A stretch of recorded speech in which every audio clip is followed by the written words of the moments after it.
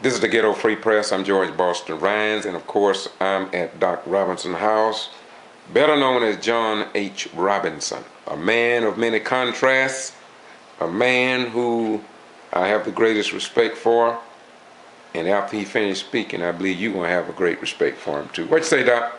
Oh man, I'm doing all right. How you doing today? Good, man. Good. I would just like to say this to Ms. Robin Pastel. You was absolutely right about George Boston Rhines. He is a very outstanding person in our community. He's doing an outstanding job. And, you know, about this criminal trespass warrant, I asked him to come out and film my granddaughter's graduation. This is where a lot of this started from. It wasn't about him filming no children or the kids at the school. That's one of the biggest lies that could have been constructed. And anybody that make that insinuation is a liar. Okay? That goes for Mr. Taylor and anybody else that's associated with Mr. Taylor and any little lies that they're trying to drum up because they're trying to cover something that they know that went on with that Johnson, with Mr. Johnson and the family over there. And they know that they're trying to cover something up, and they were just really afraid that George Boston Rhines was going to stumble up on something. I asked him to come out and film my granddaughter's graduation, where all of us was recording that day and taking pictures on the graduation day. And that's the day that they gave him the warning of the trespassing warrant. It don't have nothing to do with nothing prior. It's talking about that particular day. No other days except for the day that he got the warning. And what makes it so ironic is that he came up in a rental car. So that meant that they had a pick on George, because they knew that George would most likely talk to somebody, or somebody might want to talk to Mr. George Boston Rhines about some issue, and something could have been what we call detected. Okay? That meant that something could have been looked into that. You know how they're talking on the news now, from the news media, about the films. There's a possibility that the films have been altered from the school, because the sheriff is saying that that's how he received them. Maybe it's just a big cover-up that everyone is trying to hide something, and they was afraid that George was going to catch on to it, and therefore his civil rights have been violated. I mean, I was blackballed one time because I filed a major civil rights case. I know what it feels like to have to look over your shoulder and wonder what's been going on because of somebody done defied you and define you as some other type character than you really are. That's defamation of character. I mean, for someone to come and send someone to ask you to forget about it, just overlook it and take it for nothing. I mean, how far are they looking to go that you can send a friend, our friend, that you consider a friend, to someone and says, maybe you should overlook this? It's not nothing George should overlook. How can he overlook something that if he go on the schoolyard or school ground that he'll be arrested? How can a man overlook something like that? And never was given the reason. We asked George to come out to film our granddaughter's graduation. And all the man did was going to come out and was going to video record our granddaughter's graduation when everybody else out there was filming and doing what they were doing on a natural basis. So there got to be some other motive behind why George Boston Rhines was not permitted. I believe it's like all the rest of this little strange thing that's occurring with this man's case. That George is part of this, as far as them wanting to figure that maybe George would get some information. Maybe he would talk to somebody that would have some relationship with what could be going on. The deal is that this is what I really believe. Now, whether my opinion means anything or not, I really believe that it's the reputation of the school because of the importance of the big school ball games and stuff that they have there, that they got SPN and all of them in there. They want to defend their reputation. They don't want it to be known that a child died on the campus. When have you ever known that someone died on the campus and the school don't even be closed down, at least for half a day? I mean, this is absurd. I mean, it goes to show that something is very wrong here in Lowndes County in general. All the way down to economics. Something is very off balance in this good old boy system here. And he's good old boy hometown. And you know the thing of it is, many of us is looking out for the rest of us. We're not going to sit back and just rest on it. Not going to sit back and just let it go by. We're not going to do that. We have such a hard time in businesses. Our communities get run down like ghettos. And this become a lifestyle. So therefore, when something happens to one of us, okay, someone that's on a low income level, they'll need some part of it. But just so happened, this was the wrong family this time. The wrong family. And I'm behind that family simply because they are demonstrating the love that they have for their loved one. And nothing is wrong with what they're doing. And then for anybody, regardless of who they are, regardless of what organization they're over, regardless of what organization they have been over, to cast an opinion against these people, is something got to be wrong somewhere in that, in the end of that. No matter who you are, to cast an opinion and you is not the court, not the jury. I don't have no opinion to cast, no more than I stand with that family because they are demonstrating a love for their family. Why come everybody else can't see it the same way?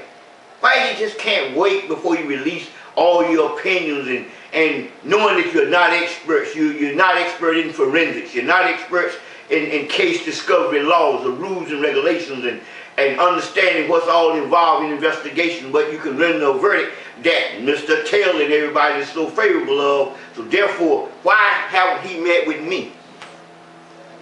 Is it because I haven't got up and spoke against the Johnson family?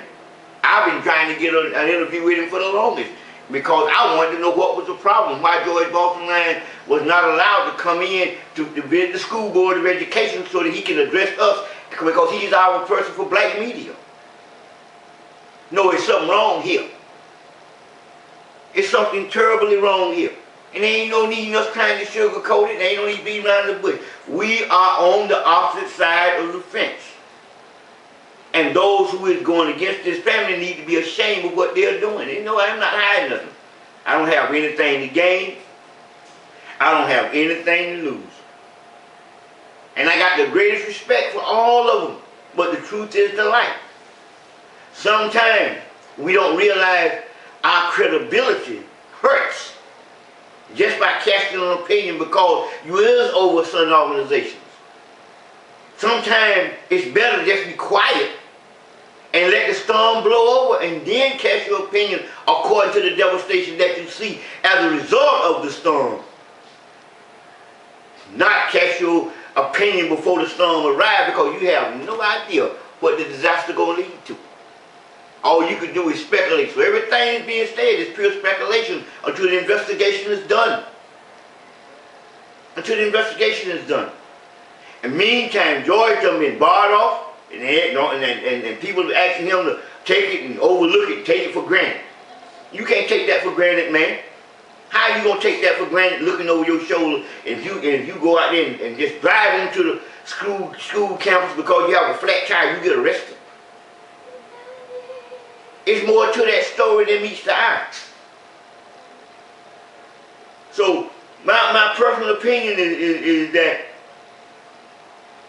there's a great injustice in Lowndes County, all the way throughout the fabrics of this county. And we got some people, black and white, that want some justification here. Ain't gonna get some. Sometimes it takes fire to fight fire. Sometimes it takes money to fight money. In this case, it takes both. Now, I'm going to conclude my little opinion here. I'm an artist. I sit out here in these woods and I pass my time. And I'm going to fight on. And I'm going to say to you, Ms. Robin, keep fighting. Keep putting the issues out there. Because George is right. And you guys are doing an excellent job. And just continue doing the good work that you're doing. And I hope that everybody can have a better day and a better tomorrow. Thank you, man. You're welcome. This is the Ghetto Free Press, and of course I am George Boston Rhymes. I'm the one who have been under 185-day trespass warning by persons unknown. The lady that Reverend John Robinson refers to is none other than Miss Robin Postel. This is a real journalist who we met. She's a white Caucasian person. We are getting closer in that we both want truth. I have a great respect for her. And I must admit that today I shared with John Robinson what she posted on her blog site on WordPress. And I was impressed, and I shared it with John Robinson, and he said to me a few minutes ago, pull your camera out because there is something I want to say. And you have heard what he had to say. I shared some more things with him that occurred today, and he was just highlighting. And John has always been one that will speak out. He was in a fight down in Florida for 12 long years. His family was threatened. Everything he had was taken away from him. And if anybody in Loudoun County in the state of Georgia should have a bitter attitude and mindset, it should be him. But if you'll notice, because he is a follower of Jesus Christ, following in the footsteps of Martin Luther King of nonviolence, Amen. but at the same time, he will tell you, you can let the other people slap you as a preacher, but he say he's one preacher that is best that you slap somebody else and not him. My beautiful brother, thank you for your words. Yes, sir. Thank you for being who you are. Always. All right. Once again, this is the Ghetto Free Press, George Boston Rhymes. Sometimes under the heading of KYRC, which means Know Your Rights campaign, he has a right to ask me for an interview. And if you watch this and if you have a comment that you want to talk, when you see me on the street, stop me. Listen, stop me and say, Brother Rhymes, I want to talk. And I'll turn the cameras on and we'll put you on the two of you. Get it? On the two of you. Because after all, it's you who make up you too. Bye-bye. You go. Go ahead, my brother. Don't help me, help the bear. All right, brother. Peace be unto you. Bye-bye. We're gone.